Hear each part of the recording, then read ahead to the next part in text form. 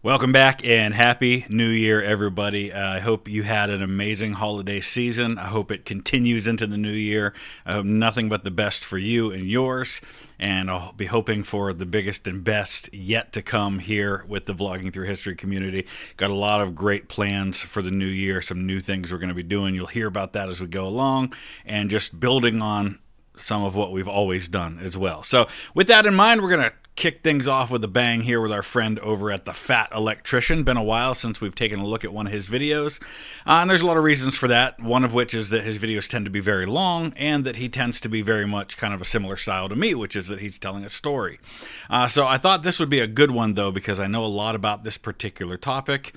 This one's called Crossing a Frozen River on Christmas, How George Washington Saved the American Revolution. We're obviously talking about the Battle of Trenton, one of the turning points of the American Revolution, one of the most important moments, and it's a moment that defines George Washington, and at the end of a year in which things had gone very, very badly.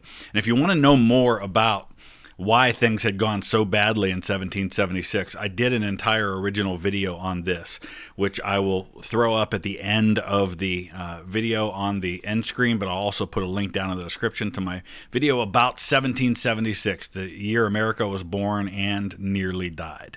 With that in mind, let's dive into this one. My favorite Christmas story.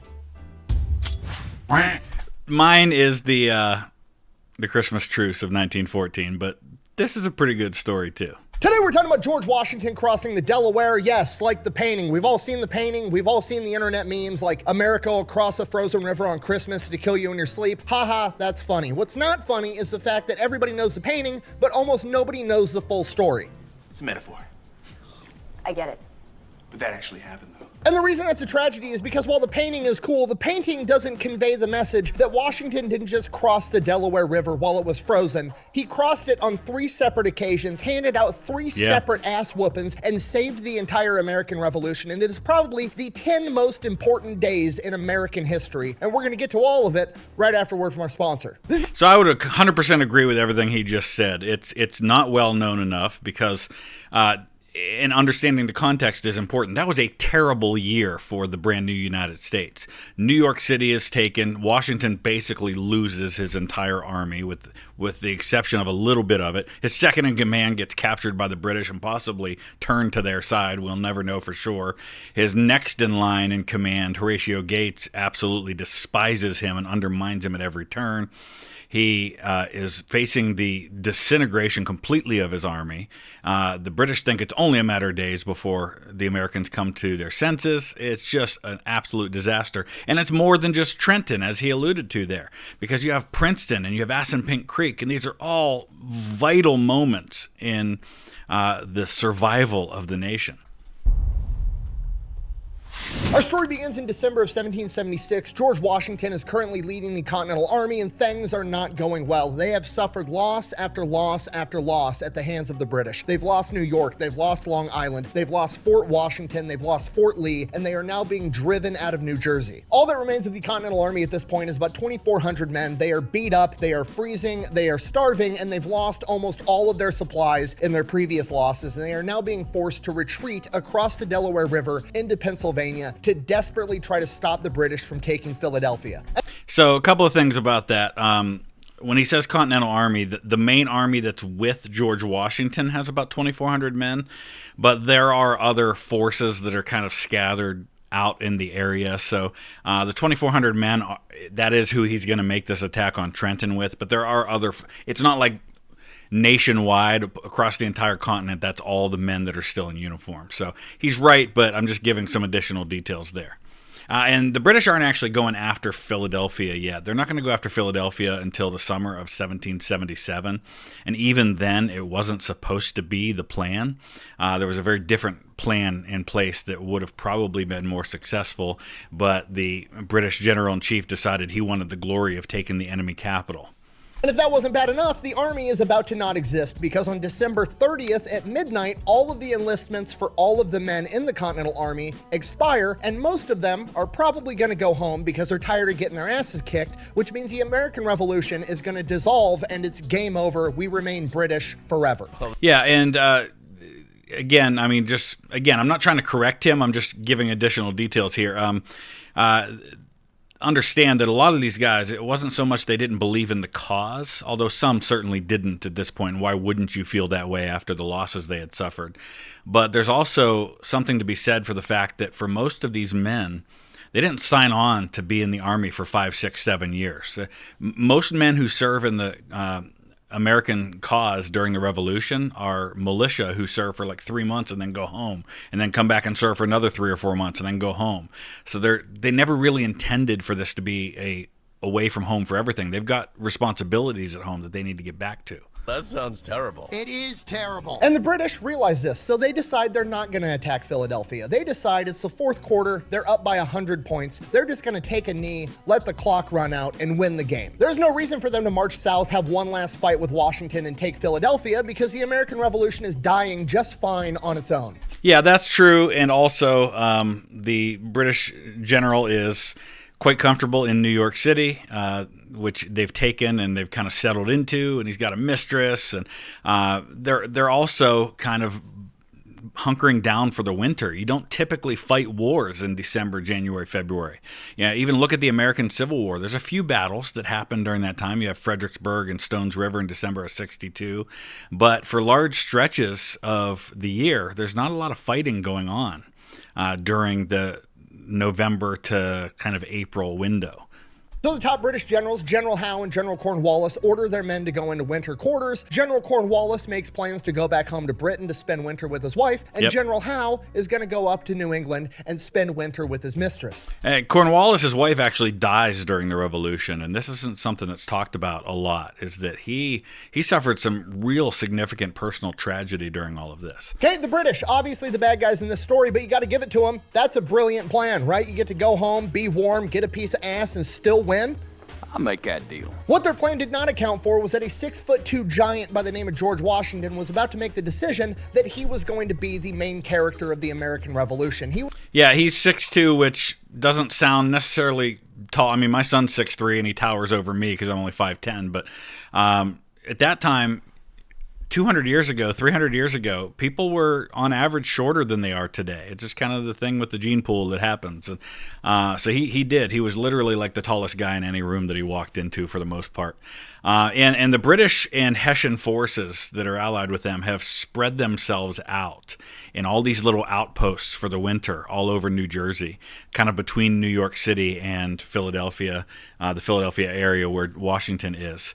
And that's why they're able to do what small armies are often able to do, which is attack a small outpost and take them out. Was about to have his Rocky moment where he decides nothing's over till it's over. But the clock is ticking. Right now it's about December 8th, and he's got till December 31st at midnight to figure out a way to get all of his men to not abandon their enlistments, to remain in the army, build an army over the course of the next winter, and then take the fight back to the British. And to make things 10 times worse, pretty much everybody has given up on him. Continental Congress is pissed off at his string of losses. All of the other top generals in the Continental Army are secretly going behind his back, telling Congress that they should be his replacement, and they're talking about firing George Washington. They've basically Charles Lee, Thomas Conway, Horatio Gates, these guys are all saying I can do a better job than he can. And Gates actually gets put on a committee that oversees the conduct of the war, which even though he's a subordinate to Washington, actually gives him kind of a role overseeing Washington at the same time. It's really just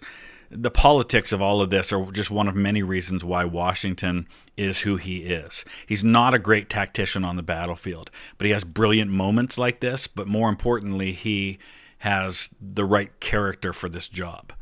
already decided they're going to let the British plan work. They're going to let the clock run out. They're going to let the American military dissolve. And then they're going to hope in the spring everybody will have forgotten that they've just had their ass beat for the last 6 months straight, and they'll be able to raise a new army, put somebody else in charge of it, and they're going to go fight the British. But George Washington knows the people aren't going to forget. This revolution is going to die right here, right now, if he can't do something about it. And this is the lowest point of George Washington's life. In his own writings, I'm paraphrasing, but he basically says, I want to quit. I wish I could quit, but I know if I quit, nobody else is going to take up my spot and do what needs to be done right here, right now. He absolutely had kind of a never say die attitude that was so vital in this time. And he had a willingness to fight and to claw his way to victory however he could. And he made a lot of serious mistakes along the way, especially in 1776. And to capture the mood of this, and maybe he'll mention this, Thomas Paine, who wrote some of the most famous kind of pro-American propaganda during the war. At this point, he's with Washington's army, and he starts the American crisis, as it's called, with "These are the times that try men's souls." And he talks about how the people who are only in it when things are going well are not the people we need to win. We need people who are going to stick with this no matter what. And he's appealing to people to have that same tenacity that Washington has. Knows that he's the dad. He is a father to a new nation, and quitting is a luxury that he doesn't have. So he gets to work, and he comes up with a plan. Brilliant plan. Brilliant. George Washington decides that somehow, someway, before December 31st at midnight, he needs to get a win. He needs to get a win so he can capture enemy supplies, and more importantly, he can get his men and the revolution as a whole some morale. He needs to prove to himself, his men, and the whole world that the British military is not invincible and that they can be beat. And then maybe, just maybe, his men will re-enlist and he can keep the revolution alive. He can turn this from a fourth quarter situation to a halftime situation, and he can come out of this winter with a bigger, better army that's ready to take the fight to the British. But in order to accomplish that, he's going to have to change everything. Up until this point in the war, George Washington has led a very conservative, defensive-minded war. He's going to have to flip that on its head. He is going to have to get aggressive and go out on the offense. All you've done for a year and a half at this point is hold the line, play defense, try not to get overwhelmed by the most powerful army in the world. And now you're going to go on the attack. It's bold, and it's completely the antithesis of what people expect. He is no longer going to be the general sitting up on the hill overlooking the battlefield issuing orders. He is going to be on the front lines with his men, leading them in combat the entire time, because that's the only way his men are going to follow him. With that in mind, he decides they are going to go to the nearest British outpost. They are going to launch an attack, and they are going to crush them there, steal all the supplies, and get this victory. But that's easier said than done, because the nearest British outpost is a town called Trenton in New Jersey, so they're going to have to recross the Delaware River when it's borderline frozen in winter, when the men are already freezing, starving, and beat up. So the journey alone is a humongous ask, and even if they can make it to Trenton, once they get there, the problem only gets worse because it's occupied by 1,500 Hessians. And the Hessians are German mercenaries hired by the British. They are basically the Blackwater of their day. So this is commonly the way that the Hessians are portrayed, as these paid fighters. They're mercenaries. But understand, it's more complicated than that. The monarch in the UK at this point, well, it's not the UK, it's Great Britain still, is George III. His great-grandfather, George I, was German. He came to England not speaking a word of English because he was the first Protestant in line to the throne under a new British bill that excluded anybody who was Catholic from inheriting. And so George III, there are family ties, dynastic ties to Germany. And there are diplomatic ties. And this is with Hesse, which is this area where the Hessians come from, they are closely allied with the British. It's not simply just they're paying mercenaries. This is an allied nation, much like the French are coming to fight for the United States. Yes, they're being paid, but all soldiers are being paid or should be getting paid at this point. So I'm not blaming him for labeling them as paid mercenaries, because that's kind of how they get described in history, but it's more complicated than that. The world's premier soldiers for hire. They are in every way professionals, and good ones at that. The Continental Army, on the other hand, is a bunch of average Joes that picked up muskets one day. They don't know how to march. They don't know how to fight that great, but they're willing. And understand, too, that going back to the summer of 1776, and I described this in my video about that, the Hessians had done some pretty awful things on the battlefield. They had, at one point, there's a description of a scene where when the British and Hessian soldiers are landing in Manhattan, where some of the Continental soldiers see Hessian soldiers with the heads of killed Continental soldiers on pikes. I mean, they're viewing these guys as basically bloodthirsty madmen on the battlefield, and this is who you're attacking. To fight. It is quite literally pros versus Joes, and to make things worse, the Joes are freezing, starving, and low on supplies, and the Hessian pros are not. They are the exact opposite. This is borderline impossible. If they're gonna pull this off, they're gonna need a Christmas miracle, which is exactly why we're gonna attack on Christmas. We'll improvise. Just keep it kind of loosey-goosey.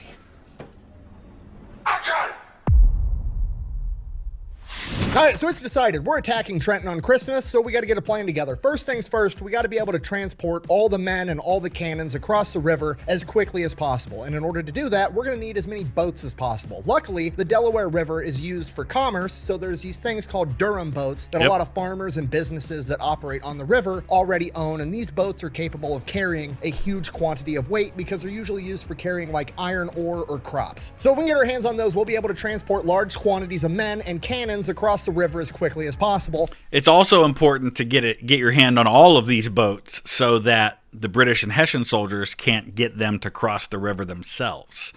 So there's a two-pronged strategy going on here with all of this. And it's not just Durham boats. They're also going to use these kind of flat, kind of like ferry boats that they can use to transport the artillery, because they take their guns with them too.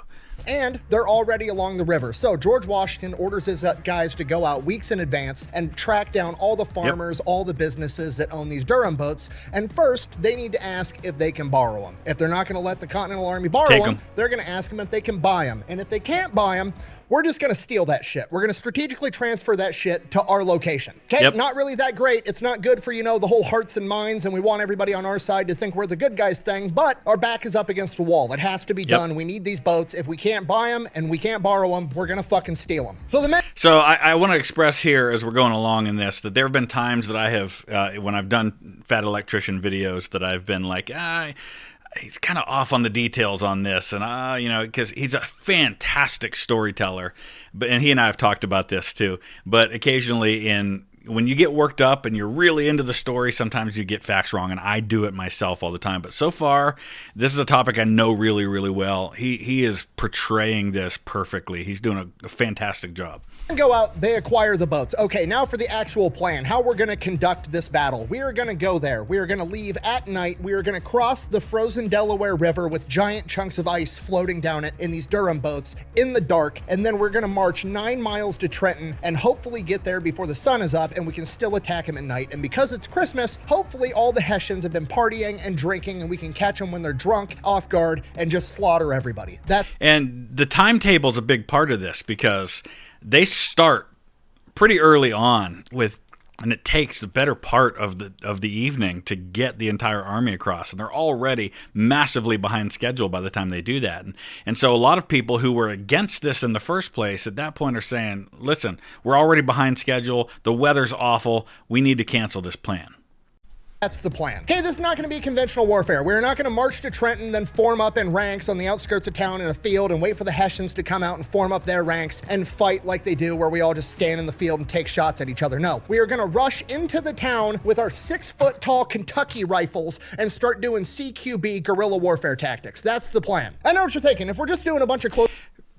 To be fair, not everyone was armed with Kentucky or Pennsylvania rifles. The riflemen were a select few among the men. And they did form into battle lines to attack. But yes, surprise was absolutely the crucial element of this. And it plays out in terms of the casualties that you see as a result of it. Close quarters combat inside of an urban environment. Why are we bothering to bring a bunch of cannons with us? Surely cannons won't be good for CQB, right? Wrong, because we've got Henry Knox, like Fort Knox where they keep all the gold. Yeah, that guy. And we have Alexander Hamilton, who is a captain in command of some of this artillery. He's George Washington's chief of artillery, and he's about to revolutionize how cannons are used in combat. Henry Knox is about to write the playbook for CQB cannon warfare, which shouldn't even be a thing. They made a CQB AT-4, which is pretty sweet. Wait, hold on, time out. Fuck on. Because usually cannons are just, you put them up on the hill, they shoot at the enemy from far away. That's how they're used. That's what artillery is at this point in time. Henry Knox, however, isn't going to have his one big artillery battery up on the hill. He's going to take his men that man the cannon. He's going to to take them and the cannon, and he's going to attach them to different infantry units, and they are going to roll into town with the infantry, and every time they hit a major crossroads or a choke point, the cannon is going to set up there, and they're going to hold that crossroads and that choke point with the cannon, and they're going to be using canister shot, which is basically a burlap sack full of a bunch of tiny cannonballs, essentially turning it into a giant fucking shotgun. Yeah, because at this point, you don't really have the like the shrapnel. It's something that's going to be much more common in later wars like the Civil War, where you fire it and you have a timed explosive that it explodes, hopefully, if you do it right, over the heads of your enemy. It's not a contact explosive where it hits the ground and explodes the way you see portrayed. So mostly you're using solid shot. A lot of them are like 6-pounders, so they're fairly small balls. But if you're firing a ball that's like the size of a tennis ball at a high velocity, at tightly packed groups of men, you're going to take out several lines of them. And we all know shotguns are the best for CQB. Pistols put holes in people. Rifles put holes through people. Shotguns at the right range with the right load will physically remove a chunk of shit off your opponent and throw that shit on the floor. So Henry Knox and his artillery boys are going to be going in attached to the main assault element that is led by George Washington himself. There's also going to be 2 other elements of this attack. And the second element is absolutely critical for mission success because there's a Delaware River going down, Trenton is right here, and then there's a little creek that peels off the Delaware River called the Assunpink Creek. Come again. And to answer your question, yes, it is taking an enormous amount of self-control not to make a joke about the name of this creek. Anyways, moving on. In order for this mission to... And Glover is in command of those guys, and Glover was the guy who commanded the boats. He was a boat guy, and he's the one... Honestly, I would highly recommend, and I think you can find it on YouTube for free, the movie The Crossing with Jeff Daniels as George Washington. Phenomenal. It's not perfect history. They show Alexander Hamilton as part of Washington's staff, which he wasn't. He was still an artillery captain at this point. But it gets the important stuff right, and it's probably the best portrayal that's ever been put on film of all of this. Succeed, they need to take control of this bridge immediately and cut it off, because if the Hessians are able to get all their men and get them across the bridge, they'll be able to form up, and then there's one giant choke point, and then it's just going to be a slugfest, and the Americans are probably not going to win because they're going to have to run across a bridge to get to the Hessians, or the Hessians are just going to retreat, go to the nearest town, and come back with a ton of reinforcements. Which is what they end up doing. I mean, they don't retreat because most of them get captured, but that's what ends up happening in the aftermath of this, is that there is an attempt at a counterattack from the nearby garrisons because they're all spread out. There's another group this size the next town over and the next town over. And Washington, they time all of this, right? They say, okay, 8 o'clock. It was supposed to be earlier than that, but once they get there and they're behind schedule, 8 a.m., we're all attacking at the same time. This is kind of coordinated. And the problem George Washington faces with this is there's not a lot of people capable of leading this force that he also actually trusts, because the vast majority of high-ranking officers in the Continental Army at this point in time are politically hostile to George Washington, and they're running off to Congress trying to steal his job. Really? Yep. But Washington... One of the things he's really good at is that he's an excellent, for the most part, judge of character when it comes to ability. And he's really big on guys like Alexander Hamilton for his staff, John Lawrence. These are very capable guys for staff. As a general, this young guy, Nathaniel Greene, is probably the best general in the Continental Army, and Washington sees that very early on in him. The only big names that are super loyal to George Washington himself are Henry Knox, who has to be with George Washington, and Nathaniel Greene, the fighting Quaker, aka his right-hand guy. He's and awesome. He also needs him with the main assault force. So he needs somebody that he can trust that's going to lead these men in combat. So he turns to John Sullivan. Now, John Sullivan and George Washington definitely have their differences. They don't necessarily like each other. They get on each other's nerves. But Sullivan isn't a politicking general. He's not going behind George Washington's back trying to steal his job. His and George Washington's disagreements fall over how to win the battle, not necessarily who should be leading. And that's the kind of person you want, challenging your decisions. And listen, frankly, Washington doesn't always make great tactical decisions on the battlefield. Sullivan's solid for him. This guy is a straight up hardcore soldier that just wants to go in there, get the job done as effectively as possible. Once John Sullivan has his orders, he is a guy that just goes out there and gets it done. He can improvise on the fly, and he is hyper aggressive. He's also got Hugh Mercer, who's like a right-hand man to him. He's a good, dear friend. If you've ever been in a place that's called Mercer or Mercer County, we have one in Pennsylvania. My daughter was born in Mercer County. I was married in Mercer County. It's named after this guy. And Hugh Mercer is going to have grandchildren and great-grandchildren that fight in the Civil War. His great-great-great-grandson is George S. Patton in World War II. Believes that having an imperfect plan that is executed immediately and violently is better than a perfect plan that takes a little while to figure out. And that is why George Washington comes to him with this mission to take over the bridge over the Assunpink and is like, look, I don't care how you do it, just fucking get it done, take this bridge. The third element of this attack wasn't going to be as vital. It was more or less going to be insurance. They were going to cross the Delaware River further south below the Assunpink River on the other side of the bridge from Sullivan. They were then going to occupy the road between Trenton and Bordentown, New Jersey, which was the nearest British outpost, which all the reinforcements would be coming from. And if they ended up coming, their job was going to be to stop them, or if they couldn't stop them, at least harass and delay them and give Washington the time he needed to take over Trenton. And this is all gutsy because Washington already has a tiny force, and so dividing it further is risky, but as we see it play out, it's all the right call. This was not as vital. He would end up giving this job to General Cadwalader, who, while he was loyal to Washington, he also didn't have a great reputation for operating well under pressure. He was too conservative. But he was really the only other loyal guy around that was a general, so Washington basically more or less had to give him the job. So now he's got the leadership that he needs to the best that he could do. Now he's got to improve morale. He's got to get all of his men's hearts into this fight, and he's just brutally honest with them. He straight up just comes out and tells them, look, this is going to be victory or death. We're going to fucking win, or we're all going to die. Victory or death is the password for that night. There's I think it's Dr. Benjamin Rush, who was one of the signers of the Declaration of Independence, who reports having come to visit George Washington during all of this and trying to build his morale and encourage him.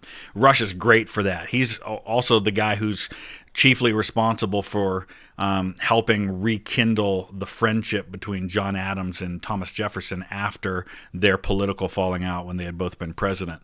And he's the one, he reports seeing Washington having written victory or death on a piece of paper, and that was the password for this. The only solutions. And that literally becomes the call phrase for the mission. Like different units operating in the darkness, you hear somebody off in the distance, you yell out a code word and they respond back with the right code word. That way you know it's a friendly. The call sign that you yell out is victory, and the person responds with or death. And everybody's surprised. The men are actually fucking pumped because this is the first time in their entire military career that they are going out on the offensive. And understand that if you're still with Washington at this point, you're one of the hardcore people who believes in this, right? All of the kind of half-hearted folks are long gone after the army disintegrated. Get to be the aggressor. Everything up until this point has just been them hunkering down and waiting for the big, bad, invincible British military to come get them and kick their ass. And this is the first time ever that they're going to roll up and they're going to do the ass kicking. So this is it. The game is set. It is victory or death. The American Revolution is going to get a win right here, right now, or it is going to die and we're going to stay British forever.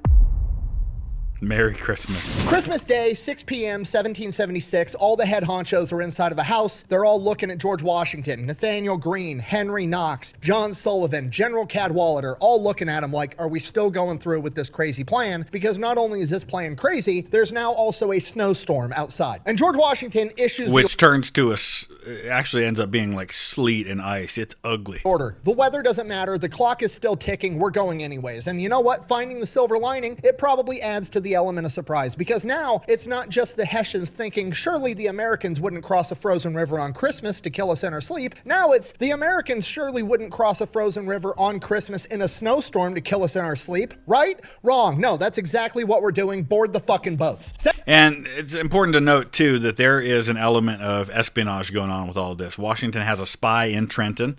He's also making sure that Colonel Rahl, who's the commander in Trenton, is being fed false information about the Americans. 7 p.m., they start ferrying guys across the river, and the weather just keeps getting worse and worse and worse. It's no longer just snow falling. It is sleet and freezing rain. Visibility is incredibly low, and it's getting darker and darker by the minute, and they've got nothing but lamps to light them up while they're crossing a frozen river, getting just pissed on by freezing rain. This This slows everything down. It takes hours longer than it was supposed to for Washington and Sullivan's men to get across the river, and they are now hours behind schedule. They don't get all their men across the river until 1 in the morning, and as soon as they get all their men across the river, they receive word that Cadwallader's men weren't able to cross at all, so now it's just the 2 of the 3 elements that they wanted. The men are already freezing. They're gonna have to walk 9 miles through this snowstorm to get to Trenton. They only have 2/3 of the men that they wanted, and 2 men fell off the boats and froze to death already, and the rest of the men are actively freezing to death. And George Washington considers turning back, but he realizes that under these conditions, it's probably gonna take longer to ferry the men back across the river than it is just to march to Trenton, and at least if they're marching, they'll be able to stay warm instead of sitting here waiting for their turn to hop on a boat. So that's it. And what's amazing about all of this is that, and I'm kind of obviously leaping far ahead here,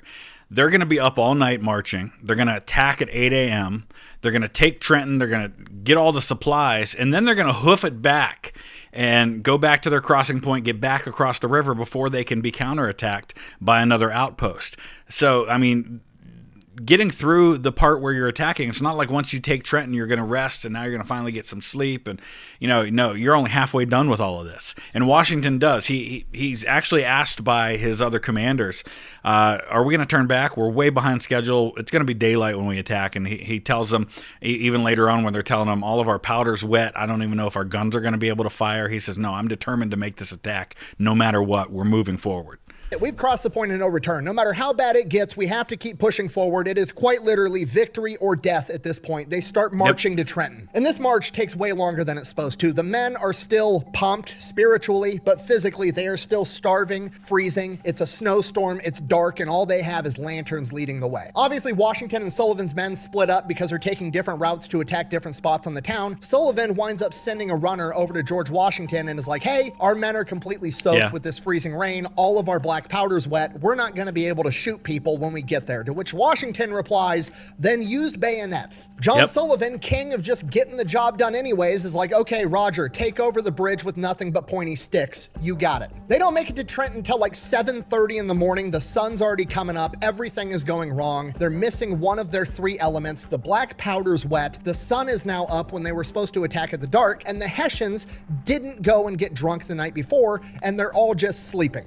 This is important too, because a lot of people spin this as the Hessians were drunk and were sleeping in. No, they weren't hungover. I mean, they were not like formed and ready for battle, but they do end up forming a battle line and putting together a cohesive defense in all of this.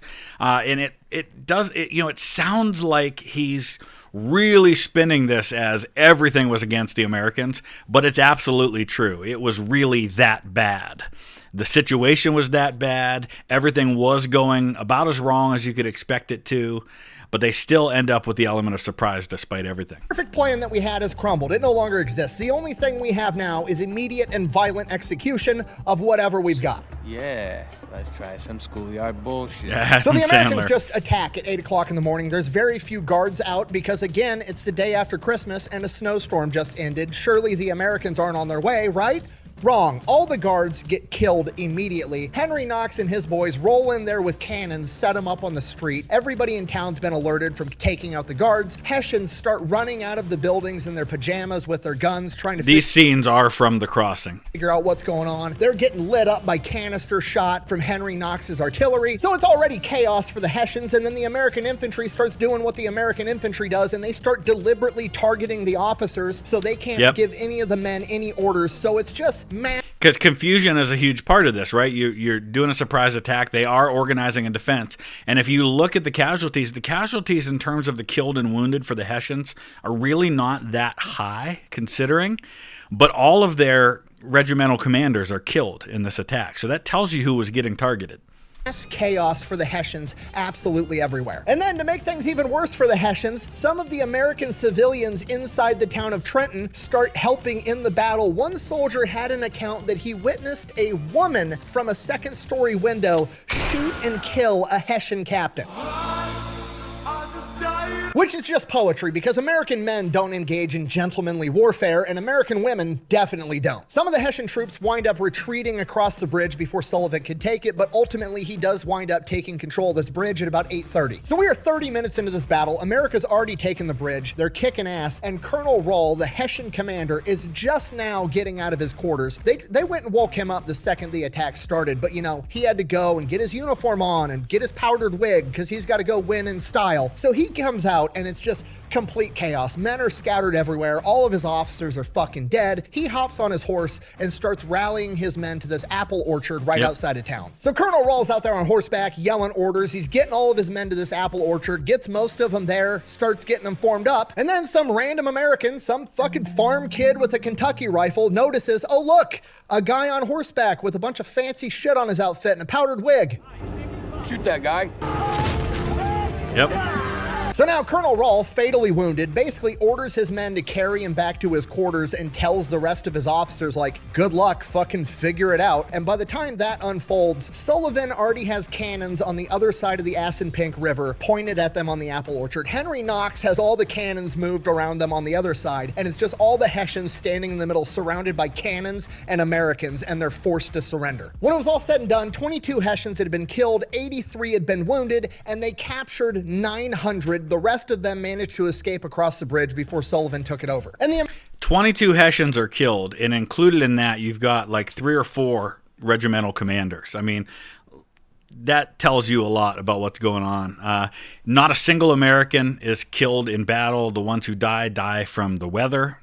There's one severe wound to a young lieutenant named James Monroe, whose life is saved by a continental doctor, and he'll go on to become president of the United States. Americans, the untrained, undisciplined, inferior fighting force, managed to suffer, let me check my notes, fucking 0 casualties. Okay, if you're not picking up what I'm putting down, the 0 deaths in battle. I wouldn't say 0 casualties. There are some wounded. Hessian's MVP player was the frozen Delaware River. It's the only thing that took out any Americans in this entire operation. And to most people, that's it. That's the story of the famous painting of Washington standing up on a boat crossing. And James Monroe's in that painting. It didn't happen like that. The frozen Delaware River on Christmas to kill his enemies. There's literally an entire 90-minute movie about this entire battle. It's like my favorite Christmas movie ever. It's called The Crossing. And this is... Listen, it's a great Christmas movie, but Die Hard is the best Christmas movie, and I will die on that hill.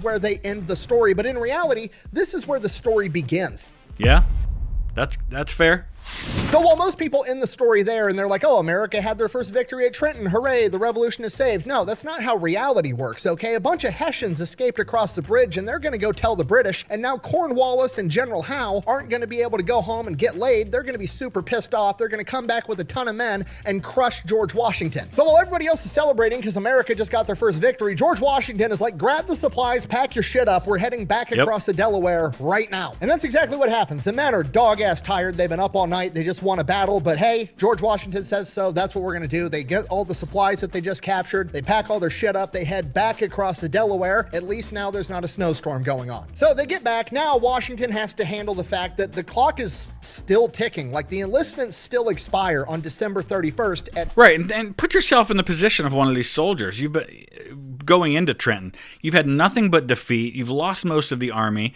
You're a week away from going home and living out the rest of your life. And you're being asked to take what amounts to could potentially be a suicide mission.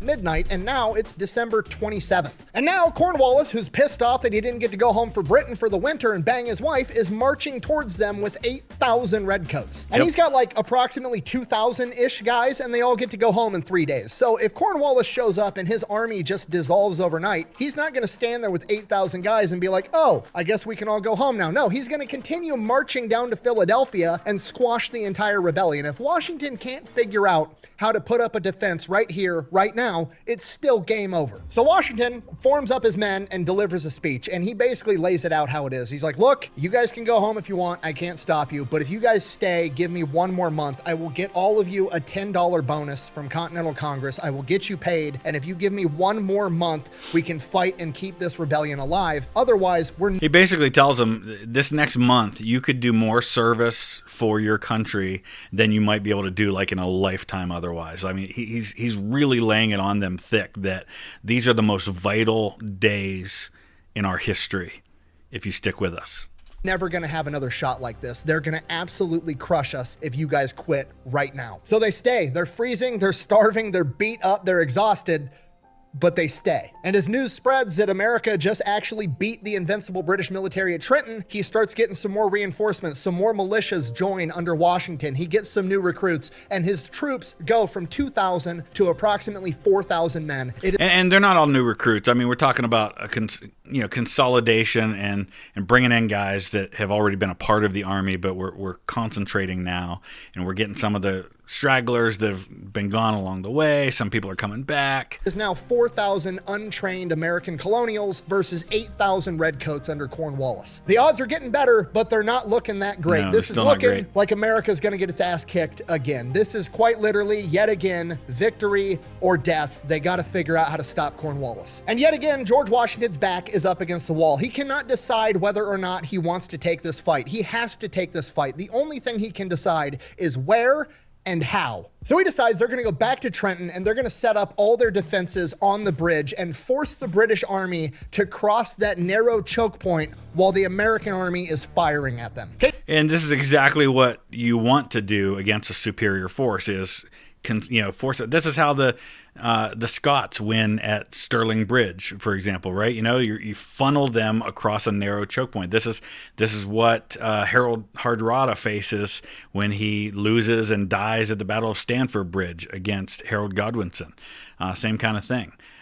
You got to fight. You got to concentrate your fire, and then you got to get out of Dodge. Strategically, this is brilliant. Funnel your enemies into a narrow choke point, light them up with cannon fire. And of course, this is exactly what Washington's going to try to do again at the Battle of Brandywine less than a year later, and it's going to backfire spectacularly because the British are going to find a way around. Okay, that's fantastic. Metaphorically, also brilliant, because if you're going to make your last stand, fight, and die, there's no better place to do it than the ass in pink. Am I right?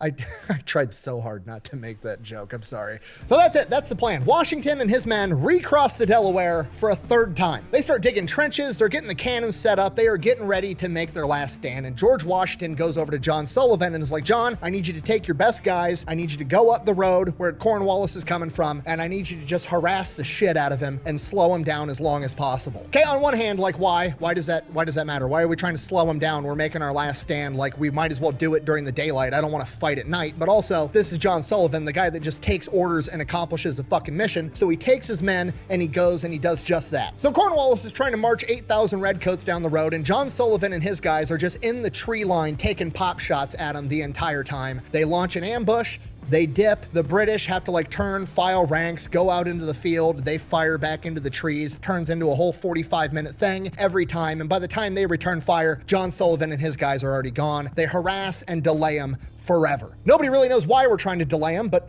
fuck it. George Washington said so, and he probably has a plan. So that's what we're doing. So Cornwallis and his men make it to the Assunpink Bridge late afternoon on January 2nd. The Americans are there. They're ready. Cornwallis just launches full-on frontal attack against the bridge, and America mows them down. They retreat. He launches another full frontal attack. American cannon fire and musket fire mows them down again. They retreat. Cornwallis does a third attack. They get mowed down again. He lost somewhere between 150 and 365 men. Accounts from that day said the bridge looked like it was painted red with British blood. At this point, it's getting dark. The battle for the day is over. Both sides start getting their camp ready. They're going to camp down for the night, get ready. They're going to duke this out in the morning. That's what they're thinking. George Washington, on the other hand, has other plans in mind. And you have to think, too, that if you're Cornwallis, you've launched frontal assaults against the bridge. This isn't working. Cornwallis is a pretty capable British general. He's going to look for alternatives, and Washington's not going to wait around to find out what those are. This is why he sent John Sullivan out to delay Cornwallis, because he wanted this battle to get broken up by nightfall so that he could pull off a pro-gamer move. Washington takes a couple of hundred guys and orders them to just spend the entire night building bonfires and making as much noise as humanly possible. Be loud, have conversations, yell, build a bunch of fires, make it seem like there's 4,000 motherfuckers on this side of the bridge, and the rest of us are all going to take these tiny trails. We're going to go around Cornwallis to the town of Princeton, where he just came from. We're going to fuck up all his reinforcements and steal their supplies. Yep. Okay, that's the American plan. Cut back over to the other side of the bridge. Cornwallis is having a meeting with all of his officers, and they're trying to figure out what to do because they still might want to attack at night. And Cornwallis and pretty much all the other officers are on the same page of like, no, we're gonna attack in the morning. He's not gonna go nowhere. He's trapped. He can't go anywhere. We'll attack him in the morning. But there's one guy in that meeting, Sir Erskine. He's an officer, and he's like, no, we need to attack Washington right now. Have you guys not been paying attention? This is Washington's entire MO. He's done this like 15 fucking times, okay? We had him cornered at Rhode Island and we're like, we're gonna crush him in the morning, and then somehow he evacuated 9,000 men overnight and disappeared like a fart in the wind, okay? Then he did the same thing at Fort Lee, and then he attacked Trenton out of nowhere. He's a slippery motherfucker. We need to go. The British have absolutely had multiple chances to destroy Washington's army and failed to do it. He's 100% right on this. Get him right now. I have a gun in my room. You give me 5 seconds, I'll get it. Boom! I'll blow their brains out. Scott, you just don't get it, do you? But then Sir Erskine kind of looks like an asshole because when they look across the river, there's just more and more fireplaces popping up all over the place. And that's when Cornwallis says, we'll go over and bag him in the morning. Washington and his men start marching 12 miles around them to head up to Princeton. Yes, like the college. This is where the college is. They're going to attack Princeton University. They march all night long. When the sun's coming up, they're approaching Princeton. Cut back over to the British. Cornwallis and his boys wake up. They go over there, and it's just a bunch of dead fire pits everywhere. There's not an American in sight. I fucking knew it!